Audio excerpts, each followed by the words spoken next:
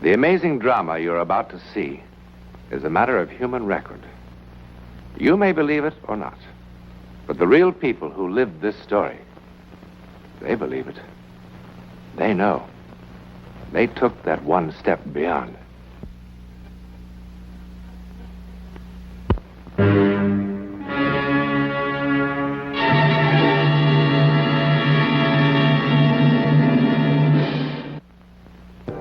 The city sleeps, unaware.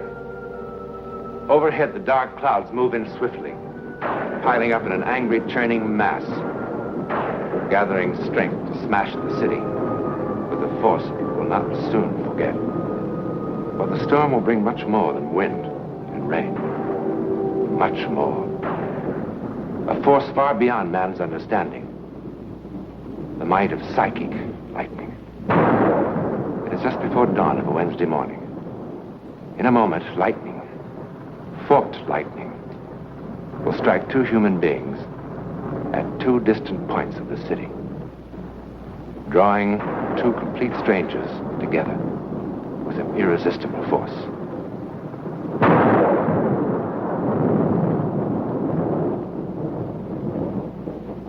One of them lived in this house.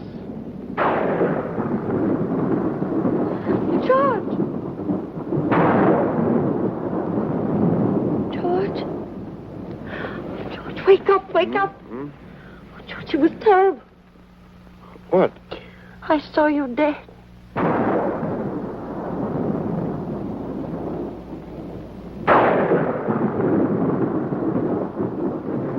At that same moment, at the other end of the city,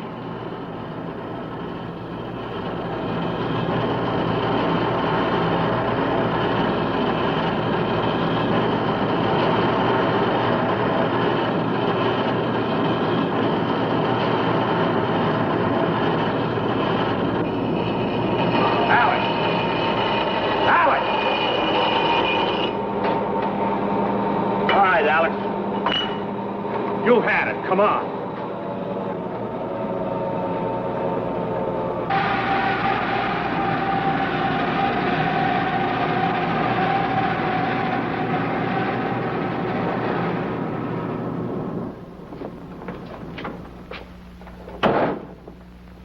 Doc. What happened? Well, he sort of froze. If I hadn't grabbed him, that grinder would have chewed his hand to bits. What's the matter, Alex? Oh, let's better sit down.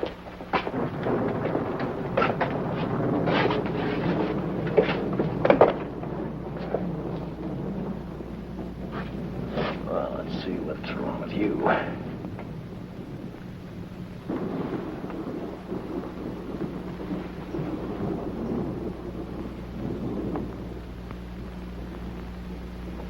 All right, Alex. Off with your shirt.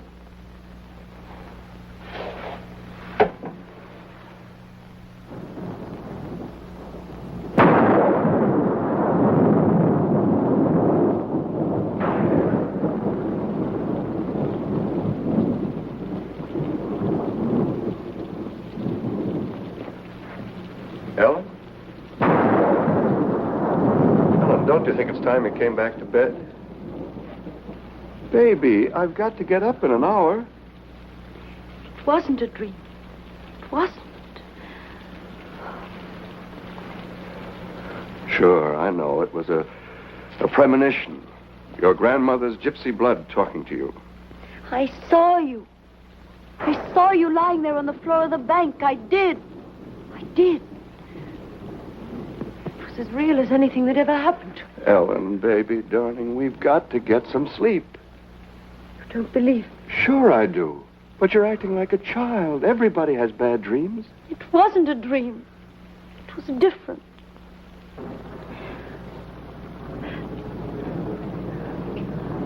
I could see right through the walls, through the darkness.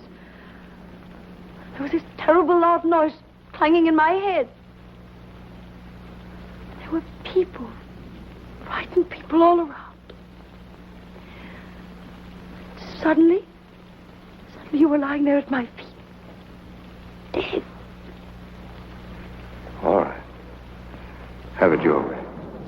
I'm dead. Now can we go back to bed? Oh, George, you mustn't go in today. You mustn't. Oh, Ellen, promise. for heaven's sake. Promise. Ellen, are you awake? Really awake? Thinking clearly? Are you suggesting that I call the bank and say I won't be coming in today because my lovely wife has a feeling that something terrible will happen to me if I do? Yes. Oh, stop it, Ellen. I'm going back to bed. George, please, I beg. George, I'm so afraid. I'm so afraid. It's all right. It's all right now. It's all right.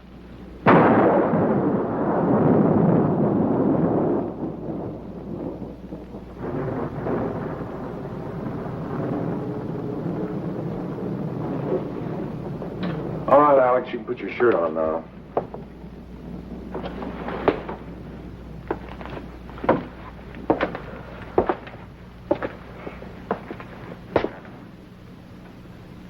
Of course, this is only a preliminary examination. But as far as I can tell, it appears that you suffered from a slight stroke. It's not necessarily serious in itself, but it is a pretty good indication of a deteriorating circulatory system. Alex?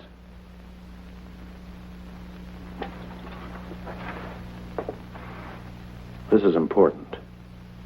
I warned you what would happen if you kept pushing yourself. Now I'm going to have to put in a report to the front office that you're no longer fit. It's for your own protection. I should have done it months ago. I'm sorry, Alex. But I have to do it. If you take care of yourself, proper diet, proper rest, or you can live as long as anyone else, and even come back to work eventually. If you don't, you'll be dead within 6 months. You're wrong. I only wish I were, Alex. Look, you take this envelope back to your own doctor. Have him get in touch with me. I'll only be too You're glad. wrong. I don't have 6 months. I don't have 6 days. I'll be dead by tonight. Alex, it's true your condition is serious, but not that. When I was standing there at that wheel, it was like a million colored lights exploding in my head. That's symptomatic of a stroke. No. Suddenly, I knew I was going to die. Doesn't matter what I do. I'll be dead by tonight. I know it. Alex?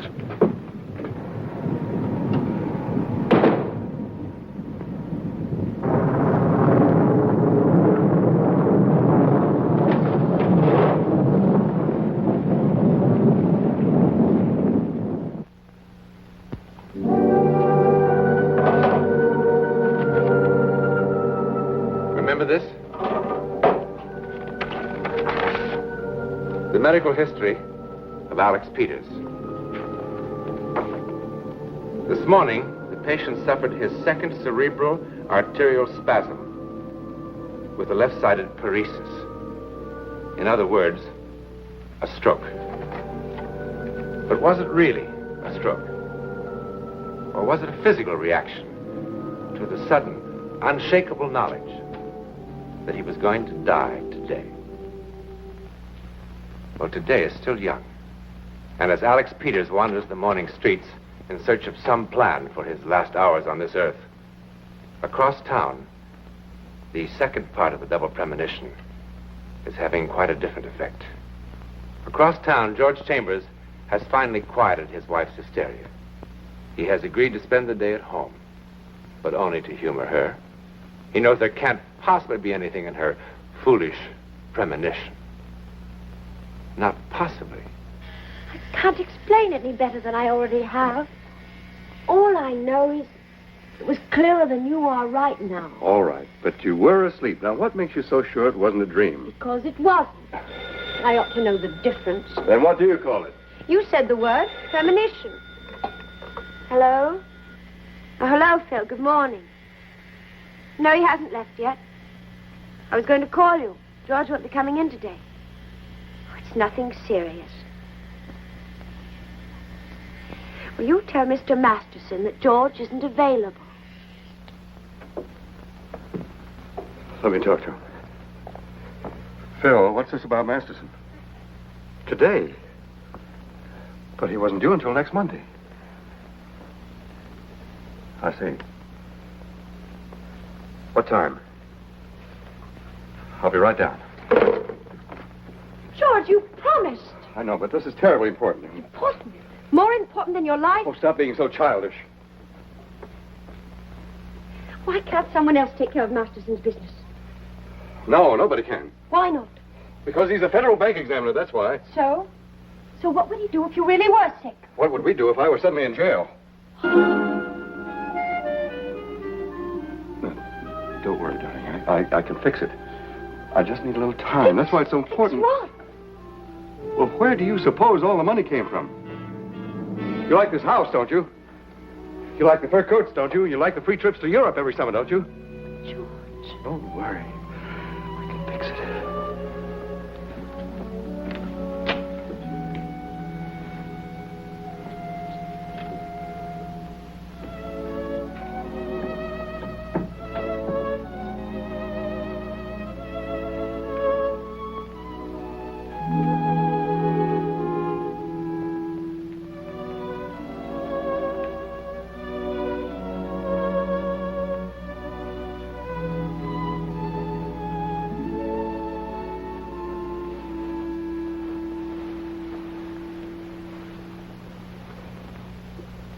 Hi. Good morning.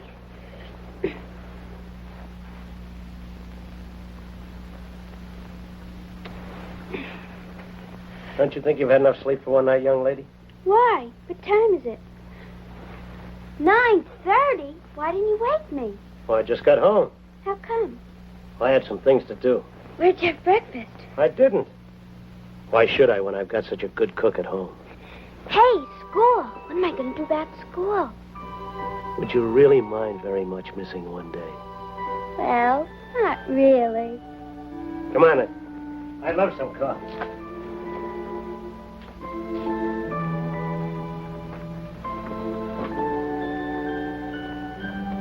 How do you want your eggs? No eggs, just coffee. How come? I'm not very hungry. But you can't live on just coffee. Don't you worry about me.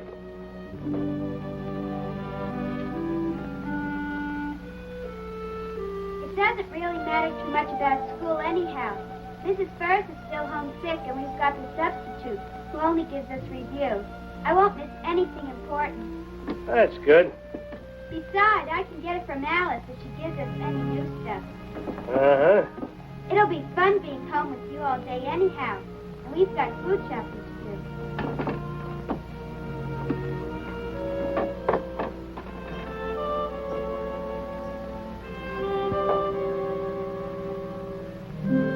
It'll take me 2 minutes.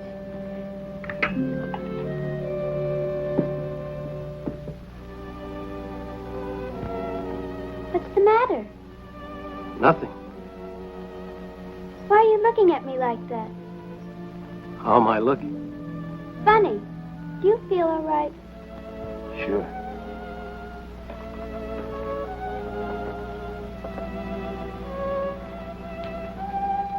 You know something?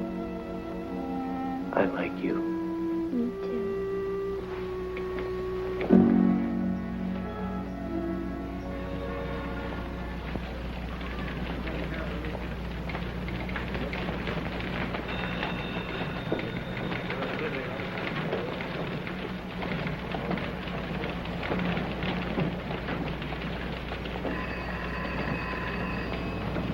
Excuse me. Who do I see about setting up a trust fund? Well, Mr. Carter or Mr. Chambers can help you. Ellen, for heaven's sake, I'm snowed under with work. I don't... Mr. Carter will help you. Thank Will you. you keep leaving me with this ridiculous... Ellen. Ellen, listen. Listen. No, I'm not leaving here. I can't... Yes? I'd like some advice about a trust fund. Surely, make yourself comfortable. I'll be right back. All right. I'm going to be shot. Yes, shot to death. Okay, that's fine with me. Now, will you please leave me alone? Of course I'm making fun of you. Well, Mr. Peters. Alex Peters. Yes, what sort of trust fund did you have in mind? For my daughter. I'd like to set up a trust fund for my daughter. Well, I think that can be arranged. I sure hope so. I'm a widower. I figure that Carolyn will need at least $100 a month to live on. At least. Certainly. How old is Carolyn? 12. I'd like to set it up so that, well, after I'm dead, whoever's taking care of her, Carolyn will have the money to live on. Yes, of course. Does Carolyn have a middle name? What? Oh, no. No, she doesn't have a middle name. Ellen, I have to hang up now. It's all a question. Ellen, I can't discuss this with you any longer.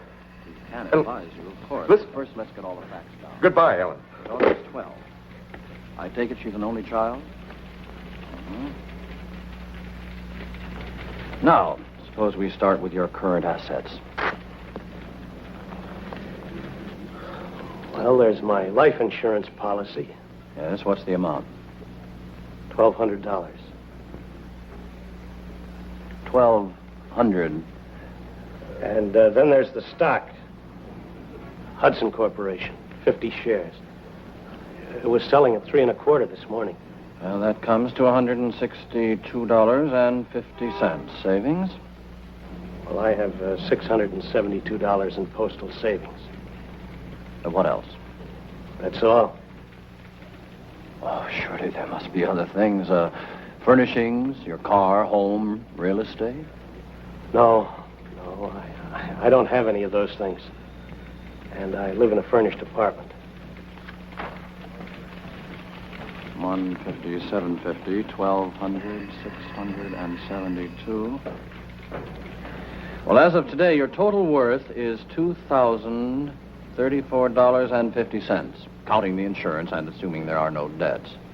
At 6%, that would bring in about $120 a year. A year? Yes, sir. For an income of $100 a month, you'd need 10 times that amount. 10 times? Of course, a lot of things could happen before it becomes necessary to use such a fund. You're young, and many productive years ahead of you. Surely your estate will grow. And, of course, a certain amount will come in from Social Security. We always figure on that. $20,000. I'm afraid that... Bill, let me have a conditional sales contract. I've run out of them. Sure.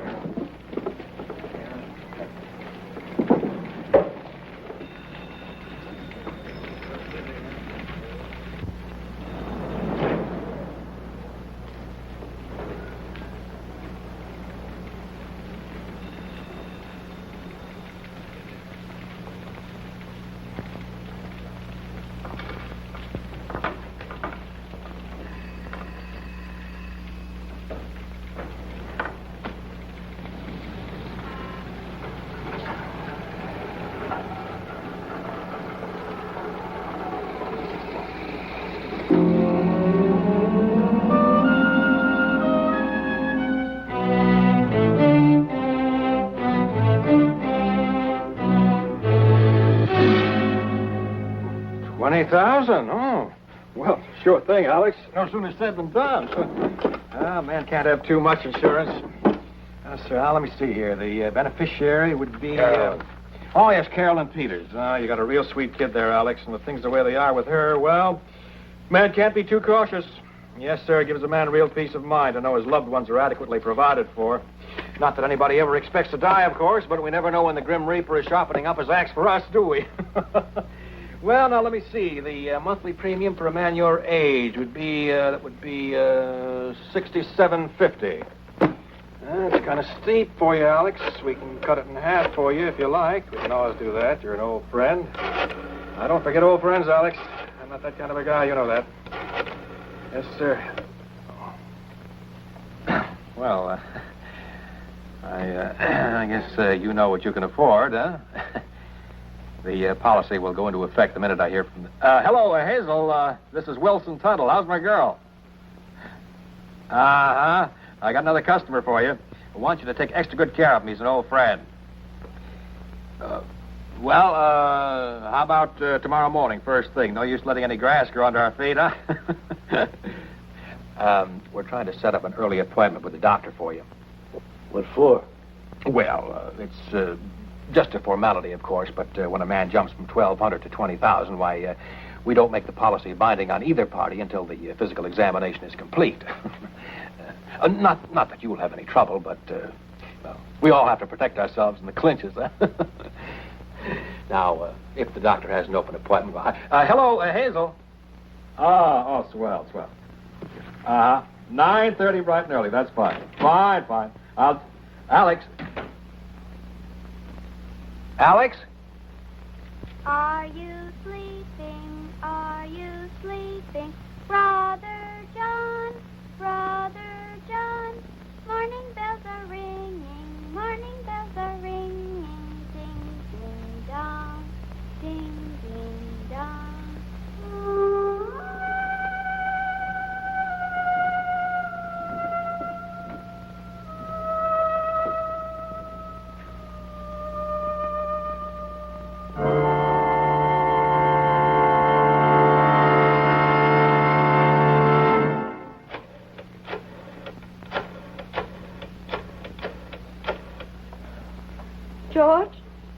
George, please listen to me, please.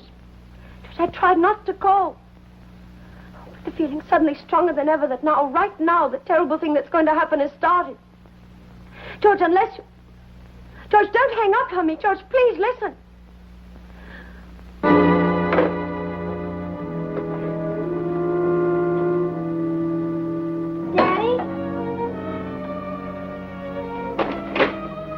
Daddy?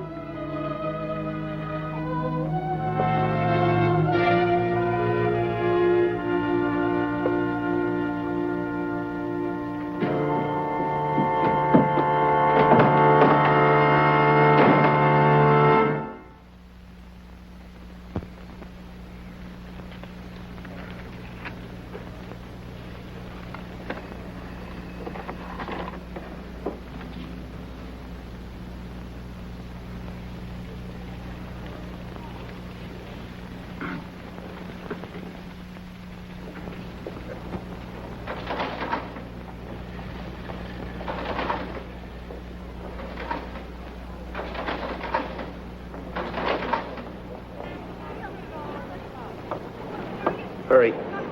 Harris, I want you to deposit this in the name of Wilson Barrington.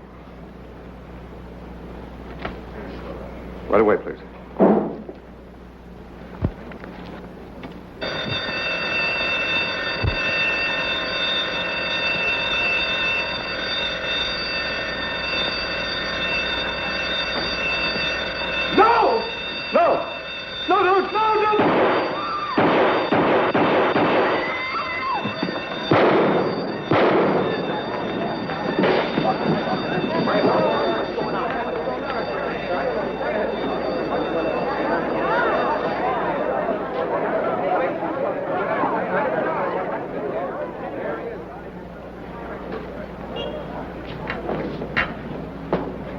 Yes?